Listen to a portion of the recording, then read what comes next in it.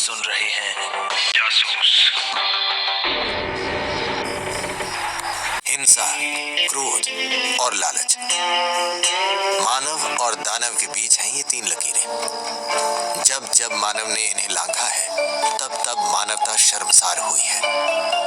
आज मैं आपको जिस केस के बारे में बताऊंगा, उसमें मैंने मानवता को ये तीनों लकीरें लांघते देखा, और इस कहानी का नाम है मृत्यु दंड।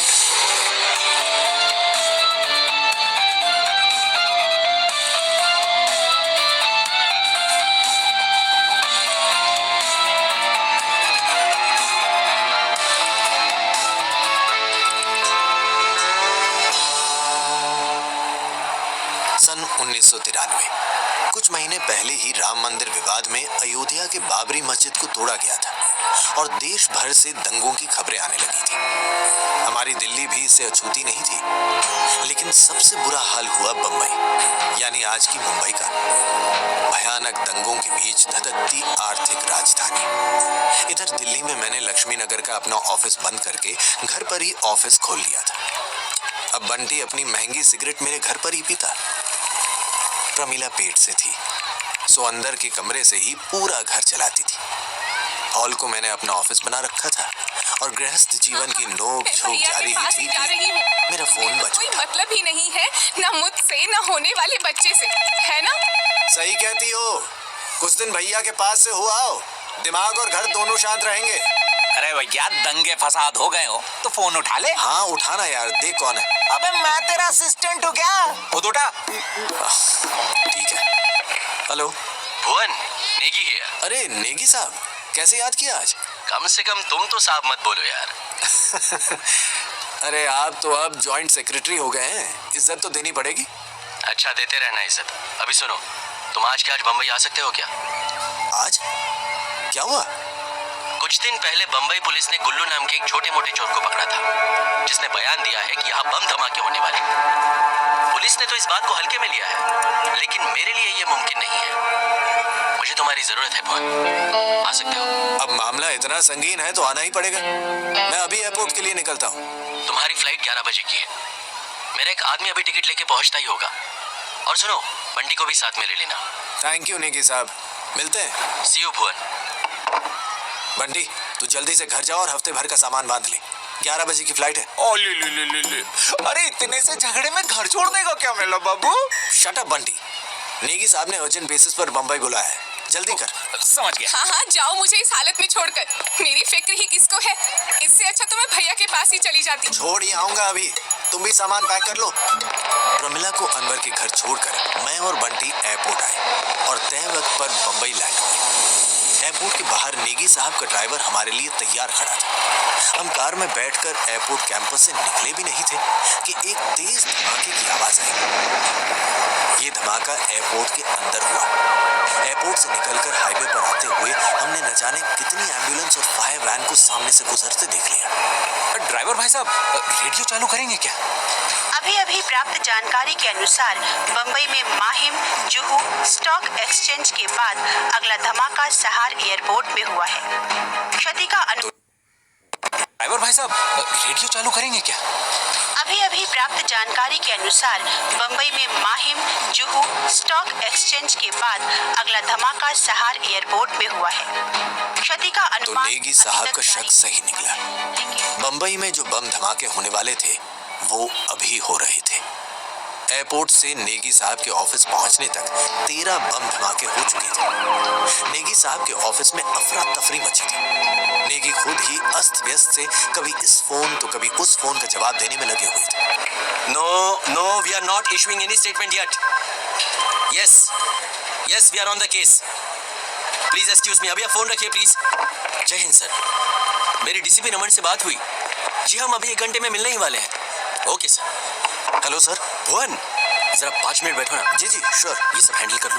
बैठ बंटी। हाँ सर। सर मैं कह रहा था आपसे, इधर सिगरेट पी सकते हैं क्या? चुप ना यार प्लीज, माहौल तो देख लिया कर। देख रहा हूँ। सॉरी भुवन, तुम्हें बुलाकर टाइम नहीं दे पाया। नो प्रॉब्लम सर, मैं समझ सकता हूँ। आप मुझे पूरा मामला डिटेल में बताइए। क्या डिटेल दूं यार? अप्रोक्सीमेटली 1 हफ्ते पहले गुल मोहम्मद उर्फ गुल्लू नाम का एक छोटा चोर पकड़ा गया, जो दुबई से लौट रहा था। पुलिस के डंडे पड़ते ही सब कुछ उगल बैठा, जिसमें एक बम ब्लास्ट का प्लान भी शामिल था। लेकिन पुलिस वालों को लगा कि वो ऐसे ही ब्लफ कर रहा है और इस मामले को इग्नोर कर दिया। Bloody ignorant bastards. मुझे इसकी जानकारी आज सुबह ही मिली और मैंने फौरन तुम्हें बुलवा लिया। लेकिन देखो, इतनी ही देर में 13 ब्लास्ट हो गए। सर, मुझे क्या लगता है ना, इसने वो पूरी प्लानिंग दुबई में सुनी होगी और इधर आके उल्टी कर दी। क्या बोलता है भाई? सिगरेट पिएगा? नेगी साहब, मुझे इस गुल्लू से मिलना है फौरन। Not possible buddy, Gullu ICU में है। As you know, police torture. ठीक है, फिर मुझे गुल्लू की पूरी केस फाइल चाहिए। और आपने कहा वो दुबई से लौट रहा था, जाहिर है उसके पास सामान भी होगा। मुझे उसका सारा सामान चाहिए, एंड आई मीन सारा। अगर आपके किसी हवलदार ने उसमें से एक कलम भी चुराई है तो मुझे वो कलम भी चाहिए। ये सब कुछ आप मुझे कितनी देर में दे सकते हैं? बस जितना वक्त इस सामान को माहिम से यहाँ तक आने में लगेगा, तब तक बंटी के साथ सिगरेट एंजॉय करो। क्या सर, आप भी? पीपी। इतना कहकर नेगी साहब अपने काम में लग गए और मैं उस फाइल का इंतजार करने लगा। इसी बीच मैंने प्रमिला को फोन लगाया तो पता चला तवा अभी भी गर्म ही है, सो चुप रहने में भलाई है। उधर थोड़ी देर में गुल्लू की फाइल और सामान आ गया। जब मैंने उन्हें देखना शुरू किया तो पता चला वो दुबई से ही आ रहा था। उसके सामान को गौर से तलाशने के बाद मुझे उसमें कुछ चोगे मिले जो पहाड़ी लोग पहनते हैं। लेकिन हैरत की बात ये थी कि ये चोगे गर्म नहीं थे, जिसका मतलब है ये उत्तर भारत के पहाड़ियों से तो नहीं थे। दुबई में तो पहाड़ी है नहीं। ऐसे में एक ही जगह बचती है जहां पहाड़ भी हैं और गर्म मौसम भी। पाकिस्तान और अफगानिस्तान के बीच की घाटियां। तो क्या गुल्लू पाकिस्तान से आ रहा था? इधर उसके बाकी सामान में देखते हुए बंटी ने मुझे टोका। अबे ये देख, चोर पॉकेट। क्या? अरे देखना, इसके बैग में एक छिपा हुआ पॉकेट है, नीचे। कौन सा रहा? तेरे के बेटा, ये क्या भाई? इतने सारे, मेरे पास तो एक भी नहीं है। अंदर लगभग 7-8 पासपोर्ट थे, जिसमें गुल्लू ने अलग अलग भेष बनाए हुए थे और सबके अलग अलग नाम। और ये passport Afghanistan, Turkey, Pakistan, Dubai, Syria और दूसरे देशों के थे। ये गुल्लू सिर्फ एक मामूली चोर तो नहीं था। ये सब कहाँ से मिला? सर, इसके बैग को ढंग से तलाशने की जरूरत थी, ये सब मिल जाता। लेकिन पुलिस ने बिल्कुल पुलिसिया काम किया और आज नतीजा पूरी बंबई के सामने है। यार, लेकिन एक बात समझ में नहीं आई। अगर इसकी इतनी तगड़ी ट्रेनिंग है तो फिर पुलिस के 2 थप्पड़ में मुंह कैसे खुल गया भाई? ऐसे लोग तो सालों साल मार खाने के बाद भी कुछ नहीं बोलते। मैंने नहीं खाई है, लेकिन मुझे मालूम है। हाँ, ये बात तो मुझे भी समझ में नहीं आ रही है। इतनी तैयारी तो जासूस की होती है, और जासूस इतना वीक विल्ड तो नहीं होता। तो ये गुल्लू चोर है या जासूस? पता नहीं। नेगी साहब, मुझे इसकी कन्फेशन की रिकॉर्डिंग मिलेगी क्या? मुश्किल है, पुलिस ने इसका बयान कभी रिकॉर्ड किया ही नहीं और अब यह हॉस्पिटल में है। तो हॉस्पिटल चले। नेगी के ऑफिस से निकलकर हम लीलावती अस्पताल पहुंचे, जहां पहले से ही ब्लास्ट में घायल लोगों की भीड़ मौजूद थी। लोगों के बीच से किसी तरह जगह बनाते हुए हम आईसीयू वार्ड पहुंचे। जो स्वास्थ्य कर्मी बम धमाकों में घायल लोगों का इलाज कर रहे थे, उन्होंने गुल्लू के इलाज में भी कोई कोताही नहीं बरती थी। मानवता का इससे अच्छा प्रमाण और क्या हो सकता है। खैर, गुल्लू के कैबिन की तरफ जाते हुए मैंने देखा कि एक नर्स वहां से निकली। उसकी शक्ल थोड़ी जानी पहचानी सी थी। बंटी, ये नर्स देखी देखी से लगती है ना, मधुमिता, छोटी वाली। सर, आप गुल्लू को देखिए, हम अभी आते हैं। लेकिन बात क्या है भुवन? नकली मधुमिता यहाँ क्या कर रही है, वो भी नर्स के भेष में? मैंने और बंटी ने उसका पीछा करना शुरू किया। अस्पताल के कॉरिडोर से होते हुए हम पार्किंग की तरफ भागे। कुछ दूर जाने के बाद वो हमें दिखने लगी। मैंने आवाज लगाई, ठहरो, लेकिन वो नहीं रुकी। उसने मुड़कर हमें देखा और अपने कदमों की स्पीड बढ़ा दी। मैं और बंटी उसके पीछे भागे। पार्किंग पहुंचकर वो एक कार के पास रुकी। कार में ड्राइवर के अलावा पीछे की सीट पर एक आदमी बैठा था, जिसने एक ब्राउन जैकेट पहना हुआ था और चेहरे पर भरी हुई सी दाढ़ी थी। उस औरत ने कार के डैशबोर्ड से एक बंदूक निकाली और हमारी तरफ फायर किया। बंटी उसकी गोली से बचा। मैंने उस औरत की तरफ छलांग लगा दी और उसे पकड़कर जमीन पर गिरा। हाँ, ये वही थी। कार भाग खड़ी हुई और नकली मधुमिता हमारे सामने खड़ी थी। वाह मैडम, कभी मधुमिता तो कभी नर्स। ड्रामा कंपनी चलाती हो क्या? वो दोनों बस हमें देखकर मुस्कुरा रही थी। थोड़ी देर में पुलिस भी आ गई और उसे पुलिस के हवाले किया गया। तभी मुझे गुल्लू का ध्यान आया और मैं और बंटी आईसीयू की तरफ भागे। गुल्लू के कैबिन में नेगी साहब कुछ डॉक्टर्स के साथ खड़े थे। कौन थी वो? पता नहीं सर, लेकिन क्या हुआ? उसने इसका ऑक्सीजन का कनेक्शन काट दिया था। गॉड। वो तो अच्छा हुआ कि हम सही वक्त पर पहुंचे और इसको बचा लिया गया, लेकिन अब ये कुछ घंटे बेहोश रहेगा। बंटी, मुझे उस औरत का समझ में नहीं आता, आखिर चाहती क्या है वो? लेकिन ये है कौन? सर, आपने कश्मीर में कैप्टन घोषाल के केस के बारे में तो सुना ही होगा। हाँ जरूर। 86 की बात है, तब ये हमसे उनकी पत्नी बनकर मिली थी और फिर गायब हो गई, और आज ये इधर अपने गुल्लू की पाइप काट के चली गई। स्ट्रेंज। पकड़ी गई वो? अपने शर्लक होम्स में दर्द दबोचा है साली को। तो मैं उससे जवाब निकलवाता हूँ, डोंट वरी। सर जी, आप तो रहने ही दो। एक से आप लोगों ने जवाब निकाला है, वो तो आईसीयू में करके पड़ा हुआ है सर।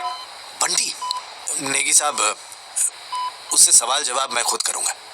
फिलहाल गुल्लू से बात कर लेते हैं। लेकिन ये तो बेहोश है अभी। नेगी साहब, किसने कहा बेहोश लोग बात नहीं करते हैं? वो देखिए, गुल्लू के हाथ पर कुछ गुदा हुआ था।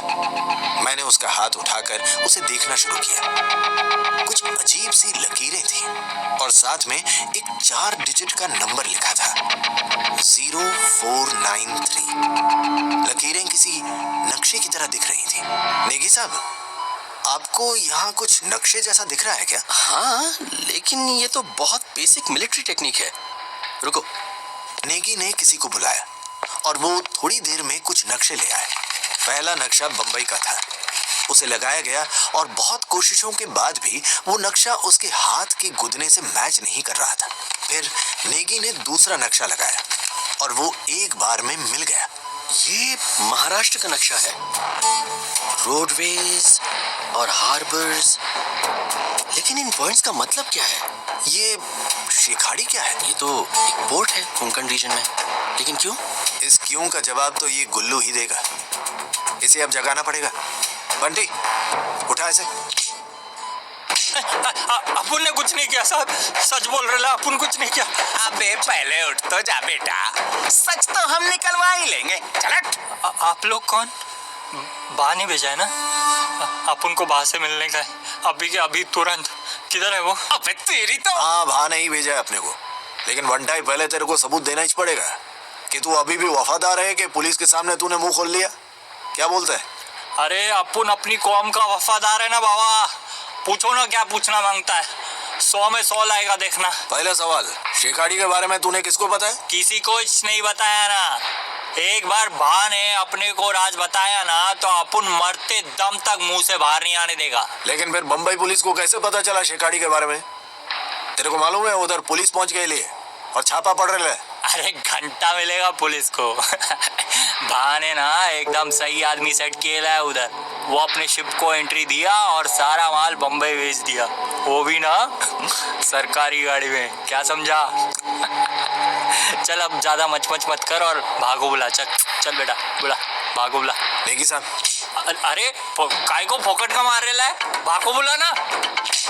अपन भागो, सब मत बोल देगा, देखना तू।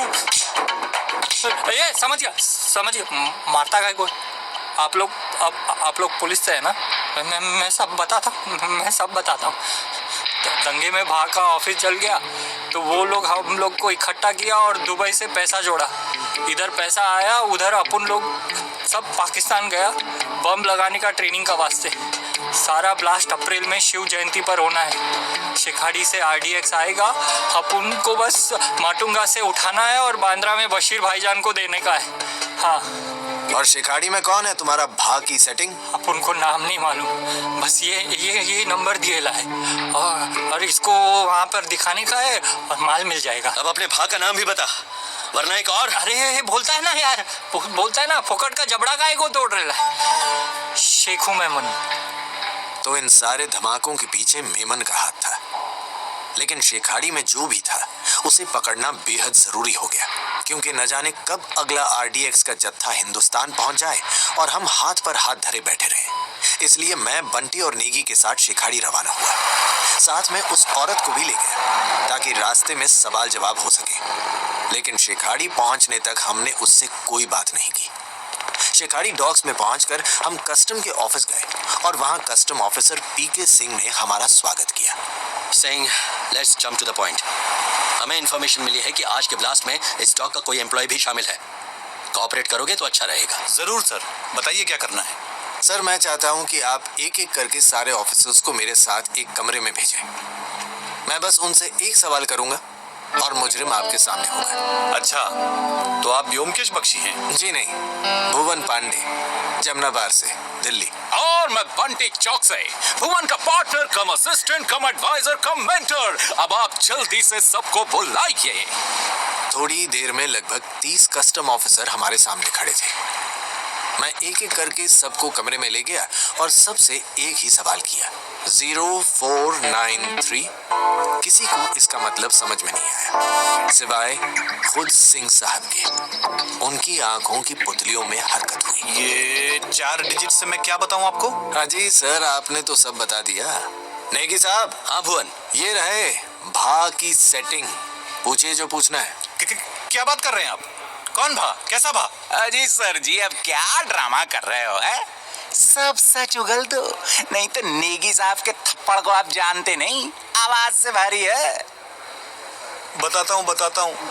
शेखू मेमन ने एक पार्सल की लैंडिंग के लिए मुझे 8 लाख रुपए दिए थे। पार्सल 30 जनवरी को आया और उसके लोग अगले ही दिन उसको ले गए। इसके आगे मुझे कुछ नहीं पता सर, मुझे छोड़ दीजिए सर प्लीज। 5 लाख आप रख लीजिए। शर्म आनी चाहिए, देशद्रोही जैसे लफ्ज आप जैसों के सामने फिजूल हैं सिंह साहब। आप जैसे लोमड़ियों के लिए तो मृत्यु दंड भी कम है। लेकिन मैं कोशिश करूंगा आपको कम से कम वो तो जरूर मिले। सिंह को पुलिस के हवाले कर हम वापस बंबई के लिए निकले। आगे चलकर सिंह को 15 साल की सजा हुई और उसके कुछ और साथी भी पकड़े गए। शेखू मेमन आज भी फरार है। इधर रास्ते में मैंने उस औरत से अपने सवालों का सिलसिला शुरू किया। नाम क्या है तुम्हारा? क्या फर्क पड़ता है? अबे फर्क पड़ता है ना, आपने ऐसा काटा है हमारा। मैंने तो बस तुम्हें एक केस दिया भुवन, और देखो उस केस की वजह से तुम कितने समझदार हो गए। वही क्यों, और भी न जाने कितने केसेस में हमारा हाथ रहा है, बस तुम्हें पता नहीं चला। मतलब मैं समझा नहीं। तुम्हारा पहला बड़ा केस गोमेद, याद है या भूल गए? कभी सोचा है, जिस सलीम के पास घर का किराया देने के पैसे नहीं थे, उसे 8 गुंडों के पैसे किसने दिए? एक और केस है ना, खानसामा। करप्पुदुरई को तारिक हुसैन ने तुम्हारा नंबर नहीं दिया था, तारिक हुसैन के नाम से हमने दिया था। और तुम सुनो नेगी, नलिनी ऐसे ही नहीं भागी थी, हमने भगाया था। झूठ बोल रही हो तुम। मानना ना मानना तुम्हारे हाथ में है। अच्छा तो एक बात बताओ, झूठी मधुमिता, कितनी मेहनत क्यों की तुम लोगों ने? भुवन को बेहतर जासूस बनाने के लिए, और क्या। तुम बेहतर से और बेहतर होते जाओ, और जब हर किसी को तुमसे उम्मीद होगी तब वो तुम्हें हराएगा। हम सब मतलब? और कौन है? और ये वो कौन है? खुद पूछ लो। कहते हुए उसने हमारी वैन के पीछे की ओर इशारा किया। वही कार पीछे से आ रही थी और उसने हमारे पैरेलल में आते ही कुछ गोले अंदर फेंकी। पूरी वैन धुआं हो गई। हमारे ड्राइवर को भी दिखना बंद हुआ तो उसने गाड़ी रोक दी। उतने में उस कार से 2 नकाबपोश निकले और हमारे ऊपर बंदूकें तान दी। हम कुछ भी नहीं कर पाए और वो औरत बाहर की तरफ निकल गई। अब मैं नहीं मिलूंगी भुवन, तुम सीधा उससे ही मिलना, उसे तुमसे जल्द ही मिलना है। हम अपनी जगह पर खड़े के खड़े रह गए। कार में अब भी वो जैकेट वाला आदमी बैठा था। उसने अपने नाक पर एक रुमाल बांध रखा था जिससे आधा चेहरा ढका हुआ था, लेकिन उसकी आंखें उसकी कुटिल मुस्कान को बाकायदा जाहिर कर रही थी। जल्दी करो भुवन, उसका पीछा करना है। कोई फायदा नहीं सर, वो खुद मुझसे मिलने आएगा और तब मैं उसके